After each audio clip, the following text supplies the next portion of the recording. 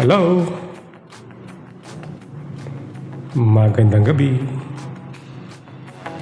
Kamusta kayo? Mga kababayan, welcome. Welcome sa 888 Media. Ayun. Kamusta po? Mahal naming mga kababayan, OFW. Alam po ninyo, very challenging po yung mga ibang bansa para lamang sa kinabukasan ng ating pamilya. Napaka-challenging po yan, mahirap po yan. Okay? Pero ginagawa ninyo para sa future ng inyong pamilya na naiiwan dito sa Pilipinas. Kaya ang dasal natin, ang hangad natin, naway kayo po ay protektahan ng Panginoon Diyos araw-araw. Kaya ang payo ko sa inyo, magdasal kayo paggising sa umaga, bago matulog sa gabi. Huwag po ninyong kalimutan magdasal. Okay? Ay katulad po nito, tayo po ay haharap na naman sa isang hamon.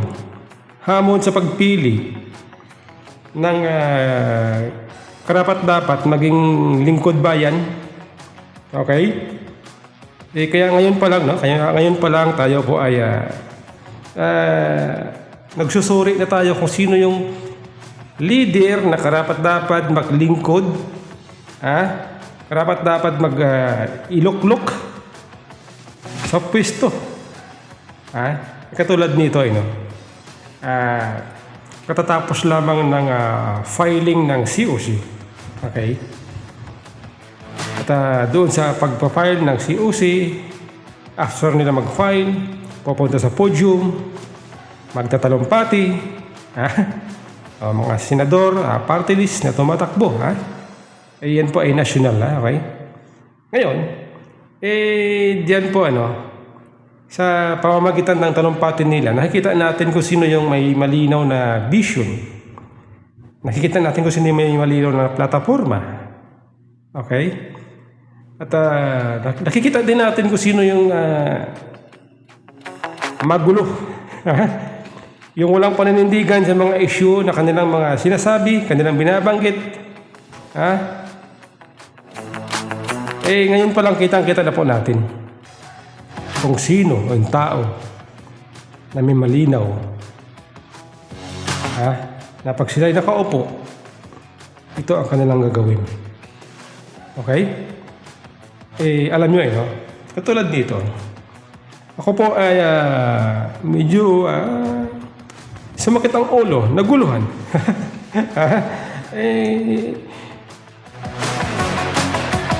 Akalain nyo isang dating senador, tika, parang malakas yata ang echo nitong ko. Ayun, okay.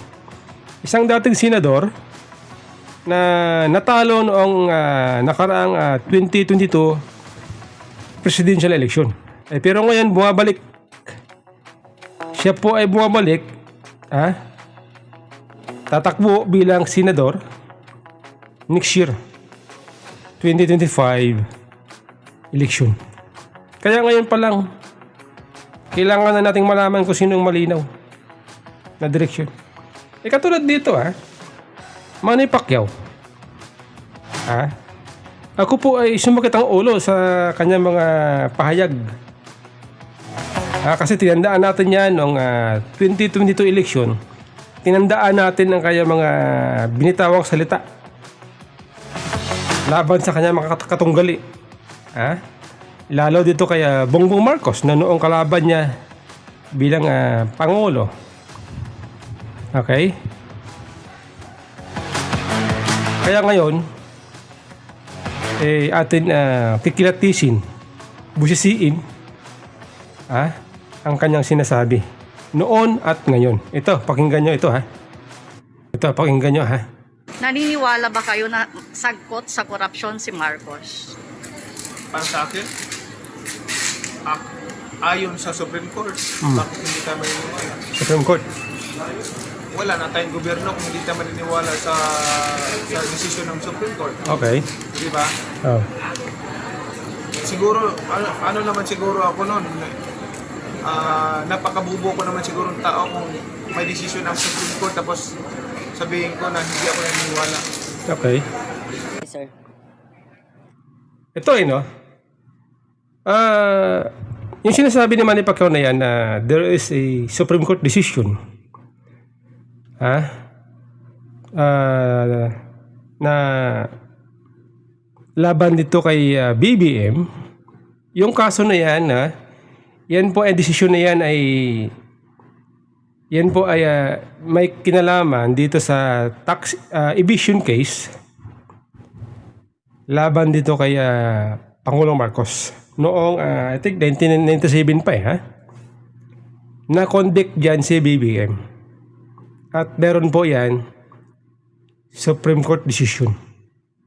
Yan po ang binabanggit ni Manny Pacquiao na sinasabi niya bobo naman siya kung hindi siya maniniwala dito sa decision ng Supreme Court. Tama siya dyan. Kasi nga dumaan sa tamang proseso at napatunayan na ito si Bongbong Marcos hindi nagbayad ng tax. Okay? Tama sa dyan. Di ba? Pero ngayon, by the way nga pala, iyang sinabi niya na yan po ay during presidential campaign noong 2022. Pero ngayon, tumatakbo siya as senator under the alliance of Bagong Pilipinas na binuo ni BBM. Ito na po ang kanyang sinasabi ngayon. Pakinggan nyo. Sir, nung 2022 presidential elections, isa kayo dun sa naging hardest critic ni dating nung nooy candidate na si Ferdinand Marcos Jr. Okay. Gaano kahirap sa inyo para mag-consider na una, lumipat sa kanyang partido at ngayon ay tumakbo sa ilalim ng party niya? Okay. Sagot. Hindi naman po nag-criticize ako ng todo sa ating Pangulo. Tinanong lang ako ng media noon na about sa corruption. Sabi ko kung may ninakaw, dapat ibalik. Kung may ninakaw, ang konstitusyon natin, ang gobyerno natin kailangan ng due process. Due process. And then, sa aking pagkakaalaman, bayan, siguro sa habang panahon, ito, imulat natin ang mga mata natin dahil may matatalino naman tayo. Sige.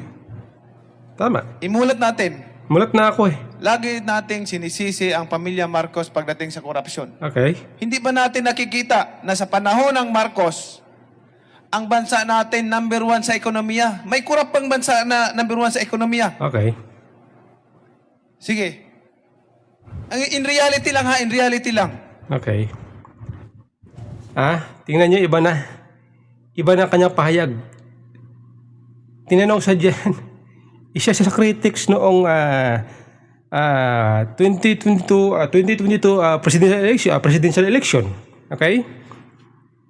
Pero ngayon, sabi niya, kasi tinanong lang siya ng media. Hindi naman daw siya nagka-criticize kay Bongbong Marcos. Tinanong lang siya ng media, kaya niya nasabi yun. Ganun ba yun? And then, sabi niya, ang gobyerno may due process. Ang gulo. May due process na. Tama na siya dun sa sinabi niya nung una. Naniniwala siya sa Supreme Court. Due process na yon. Pero ngayon sinasabi niya, kailangan daw dapat may due process.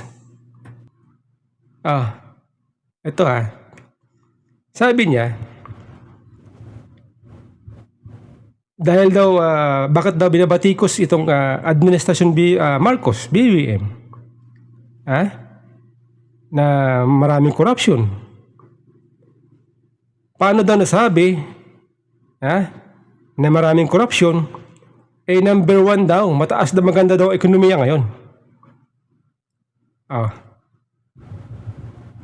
Sabi niya, pero ito yung karugtong ng kanyang speech nung siya ay Nagtutulumpati doon sa podium after mag-file ng COC. Pakinggan nyo ha. Ngayon, hindi kurap ang bansa natin. Sad-sad tayo. Ah.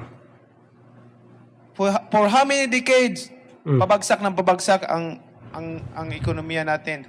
Maraming mga Pilipino na walang trabaho. Yan ang hinahanap ko. Yan ang gusto ko.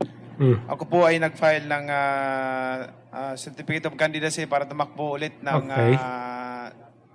senador. Okay. At ipagpatuloy ang aking advokasya para labanan ang korupsyon. Ako'y naniniwala. Kaya naghirap ang ating bansa, kaya naghirap at nagdusa ang sambayanang mga Pilipino.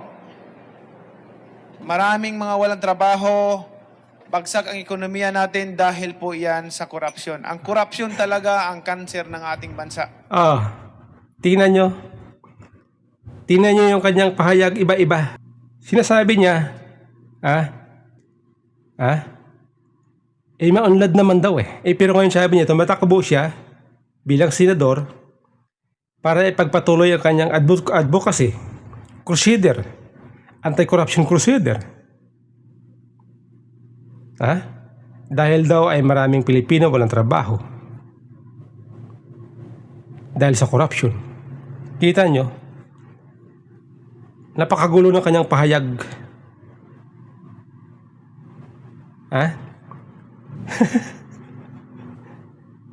Hindi ko maintindihan ito si Manny. Kung ano ba, saan ba ang direksyon ng kanyang plataforma de gobyerno? Ano ang kanyang gagawin? Dito po lang sa kanya sinasabi, napakagulo.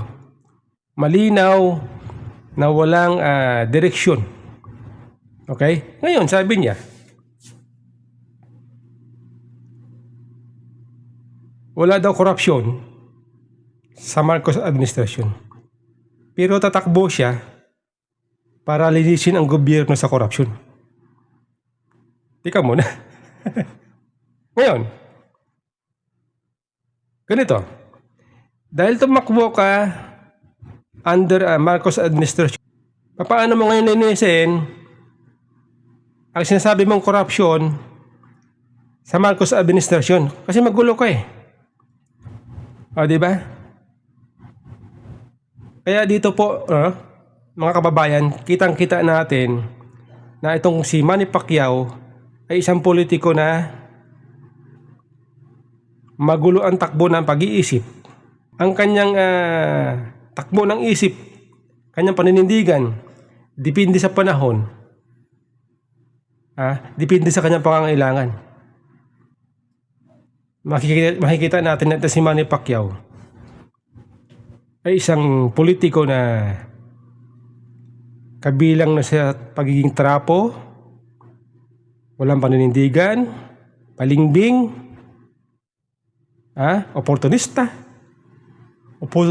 Oportunista dahil nga nakita niya na mas may advantage kapag kabilang ka sa administration slate dahil makikinabang ka sa machinery ng isang kasalukuyang administrasyon. Yun eh. Habol niya machinery. Diba? Sa makatuwid, oportunista. Sa pagiging oportunista ni Manny Pacquiao, nawawala ang kanyang paninindigan sa kanyang sinabi. Yan ang mahirap dyan eh. Nagbitaw siya ng salita, hindi niya inisip ang sinabi niya, ang kanyang sasabihin, ay gagamitin laban sa kanya. Ibabagsak siya. Ang kanyang sinabi ay siya magbabagsak sa kanya, magpapakita sa kanya, mag-i-expose sa kanya sa taong bayan na ganito siya, klaseng tao. Diba? Dahil dyan, na-expose si Manny Pacquiao kung ano klaseng tao, kung ano klaseng ugali, isip meron siya. Diba? Si Manny Pacquiao